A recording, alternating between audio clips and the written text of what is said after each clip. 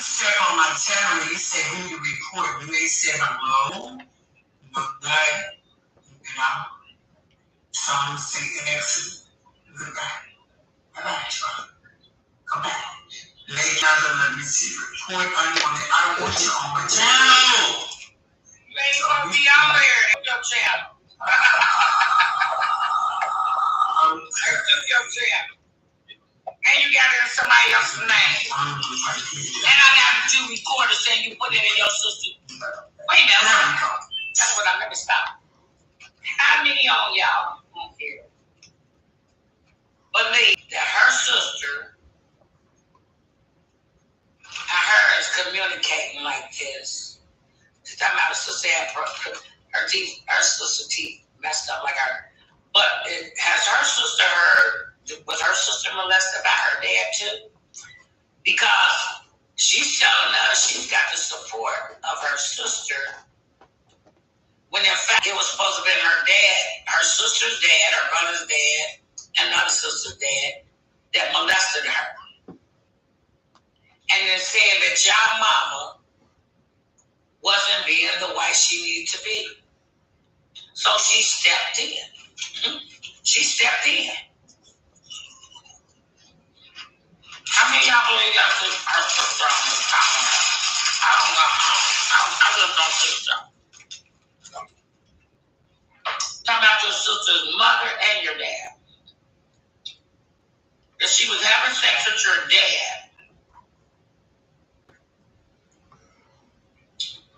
because your mother didn't treat him right, your dad. She was jealous of you coming up, y'all. Because she's been there 9 years. They supposed to be jealous of you because you was getting more than what they was getting or something. Because you was sleeping with the dad. Mentally ill is you. You don't represent nobody but your mental illness that you don't want to face. Thinking you're better than anybody out here. You hear me? Mm-hmm.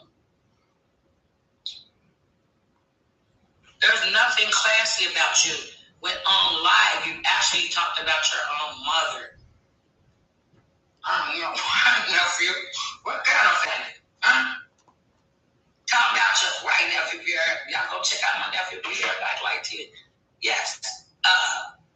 Actually claiming that your mother was not a good wife to your dad, Tracy. Tony.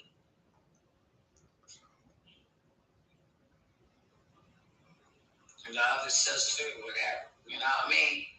I'm just saying, like,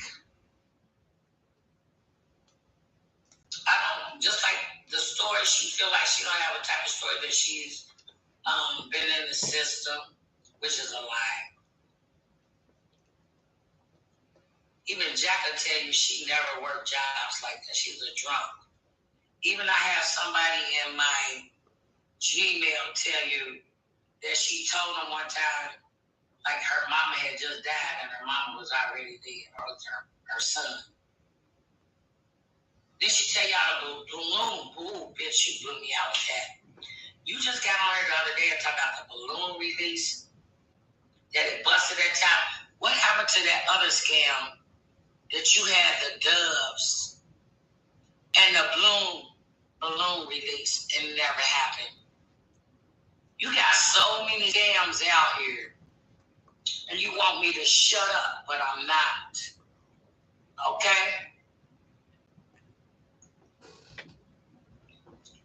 Mm-hmm. You welcome, sis. You welcome. You never gave her a penny. And you asked her for I remember all that. You asked her for the LLC license, and she talking about, nah, and she's like, I can't tell y'all who this is, this production company. And you kept asking for, she wouldn't produce the LLC license. She talking about, that bitch said, talking about you know how she was talking shit. So that bitch, yeah, Michelle, she said she ain't got cash out. I need a PayPal and all this. No, bitch, you wasn't gonna get that money, bitch. You wasn't gonna get that money, bitch. And everybody that goes from 2021 that knows about 2020, not these new folks, these 2022s and y'all don't know. Y'all might be some 2022s. Because I went in, the 2022s. I'm going to give it, I know from 2021, she got on there in June 2021. She didn't hit her 1,000 subscribers till January.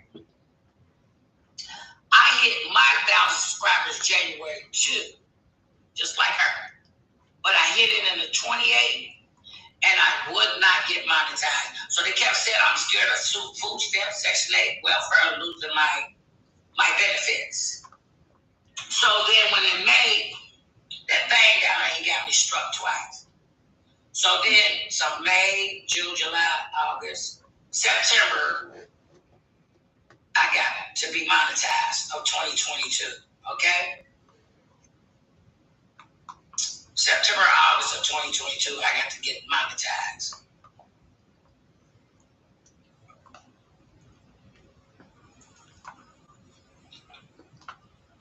Jeffrey said he remember.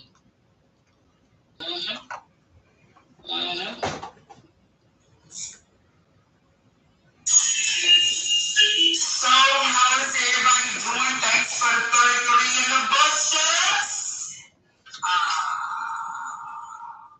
Hello, girl. 13 likes. That's why she got on. Hello, girl. Definitely a mental ill patient girl. I'm a full-fledged adult woman. I can't tell. Girl. There's nothing classy about you. You call yourself being a homeless and talking about an enrichment village. Girl, please. That's not. I'm going to tell you. The majority of the people over here, out of 2,055 subscribers, there's none of them blocked. Nobody, I can show y'all my page. There's nobody blocked. Anybody want to take their subscription, they could have took it. I can show you right now in my community. Nobody is over here blocked. Out of her stuff, she blocked over 2,000 or 3,000 people when she had 4. That's how much clout she got over here in the YouTube streets. You hear me? I don't gotta sit here and lie about nothing. Real with that shit. Real with it. She blocked over 2,000 or 3,000 people. And then claimed to have 4,000 subscribers. A whole fucking joke. Just like that thing. They got people blocked. Because they definitely would take their subscriptions from them. They say I don't have 3,000 subscribers, but guess what? Everybody that's 255, they want to be here. There's nobody out of that 255 you see on here, that I had to beg and steal from, that they're not still here with me.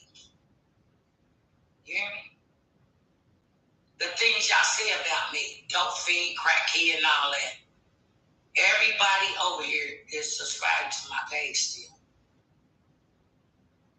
There's nobody I have blocked. The only thing I got blocked on is the one that on robots. I'm going to show y'all right now. I'm going to show you. I'm going to show y'all. There's nobody blocked over here. Nobody. So anybody want to take their subscription, they could have been gone. They could have been gone. Unlike her, front down here, scamming the people with wigs, shoes, hair, clothes, and nails. Left Toby and Hazel in here. But she coming out there with a laptop, teeth in her mouth. You hear me? She got everything, but they ain't got a life. She ain't got no business. I don't care what nobody. She knows she can't really put them in a conversation. Because she already know they're going to tear her ass up in the chat. 2021 from June when she came over, they kicked her off Facebook because she was over there messing with Coco. She was over there messing with Deanna, Lele, Treese. They banned her. She came over here in June 21st. And did a video. Her first video was on Treese. Kept on. Treese everybody else. Just like she's using them on Facebook right now. Tell me I'm a lie. Tell me I'm a lie.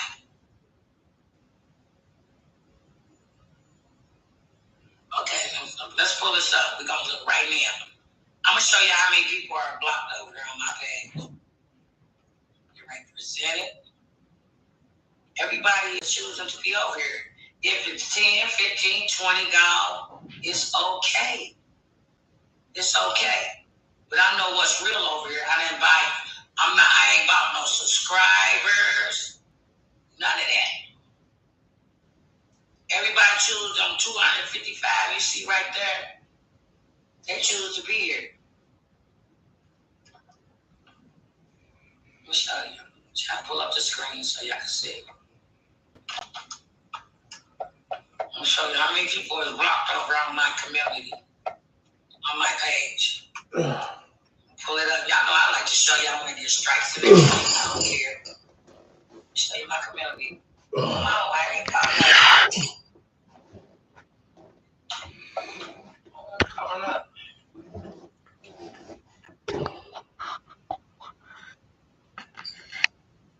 Instead, I'm sharing my screen, but it ain't showing it.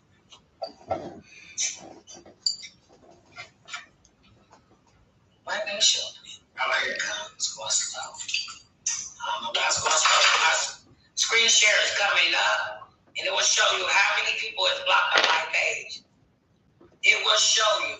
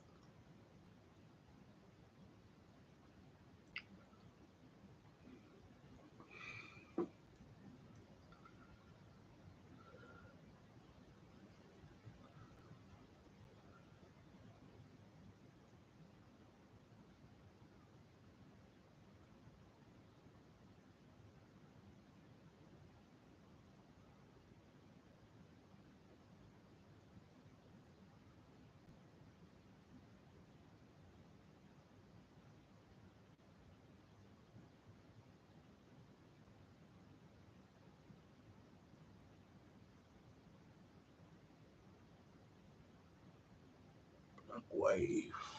The black wave.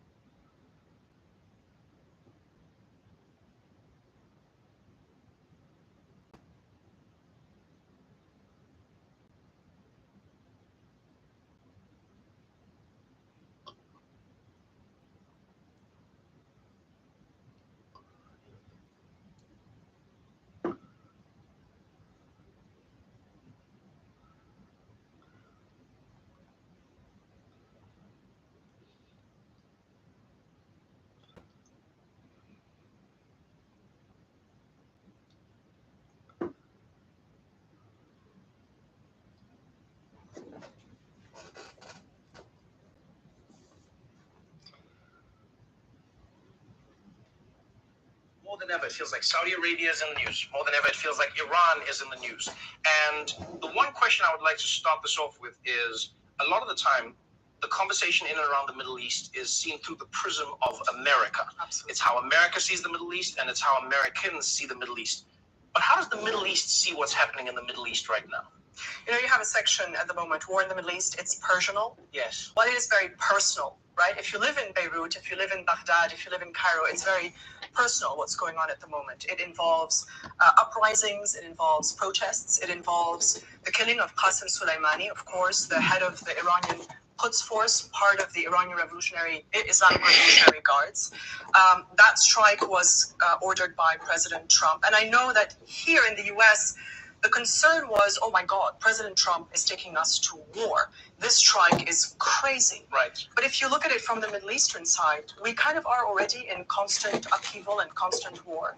And for a lot of people in the region who are afraid of Iran's regional ambitions and its proxy militias that act in countries like Iraq and Lebanon and Syria, the assassination of Qasem Soleimani was a welcome thing, and a lot of people celebrated. So there's a debate, a political debate here about whether what Trump does is good or bad for the country, and the Democrats are very critical of him. In the Middle East, we look at it, is this good for us or not? It is interesting because in the region, one thing that I think a lot of people don't realize is that no group, no country is homogenous, because even within Iran, there were people who were mourning the death of Soleimani, and then there were those who were completely against what Iran was doing in retaliation. I mean, when the plane was shot down with the passengers, you know, that was a big uprising against the Iranian government. This book, though, is really interesting because it really lays it out in if I may be so bold as to say, in a simple way. You know, when you talk about why Saudi Arabia and Iran began this proxy war and this Cold War between each other, what do you think is the inciting incident? 1979. That is the turning point in the Middle East. That is the year when Iran had a revolution and became a theocracy. And I don't mind that you call it simple, because this book is really not just for experts. It is for your audience. It is for people in the United States. It is for anyone who wants to understand more about the Middle East and wants to go beyond the headlines about tyrants and terrorists. Right. This is 40 years of history, 7 countries, and 15 incredible people whose lives are upended by the politics and the geopolitics. People like you and me who've had difficult pasts, difficult childhoods. And when you tell their stories, you can really get to the heart of the geopolitics, and you can explain the bigger picture in a much more accessible way. And the key of the book is to try to explain why the Saudi-Iran rivalry is so enduring and why it is of huge consequence to the world's security and America's security. When you look at the relationship between Saudi Arabia and the US, especially under Trump, there's no denying that in many ways it feels like Saudi really has a hold on Donald Trump. You know, he loves to work with them / for them. His phone. Right. They may have his phone now. That's what people are wondering about Kushner and the WhatsApps after what happened to Jeff Bezos. When you look at Saudi Arabia, especially under bin Salman, you have a ruler who is lauded on one end as being, you know, really reformer, the person who's changing the way things are in Saudi Arabia. Women can drive, and we're trying to become more liberal, and we're trying to just, you know, modernize the country. At the same time, though, there's the killing of journalists, and now it looks like there's the hacking of people. How is he seen in the region and maybe even in Saudi? Do you have any insight into that? Yeah, I'll say 2 things. One, he is a reformer when it comes to social and cultural norms in the country. Inside Saudi Arabia, women can drive, but some of them are also in jail because they campaign for the driving. He wants the credit for allowing women to drive, not the activists. He, you know, his people also helped carry out the murder of a journalist, Jamal Khashoggi, who was a friend and whose story is one of the stories I tell in Black Wave. But he's a reformer only to some extent, even within the country. You know, a lot of the traditional values are still there. I think the conservative values and the very narrow understanding of his religion and of Islam have been untouched. So you could say that his reforms are very far-reaching, but also smoke and mirrors. The second part of it is my theory is that Mohammed bin Salman and Saudi Arabia would actually like to be a little bit more like Iran. Whatever you think of Iran, they have a very successful regional strategy. They have proxy militias, they have very loyal allies, and they manage this very well.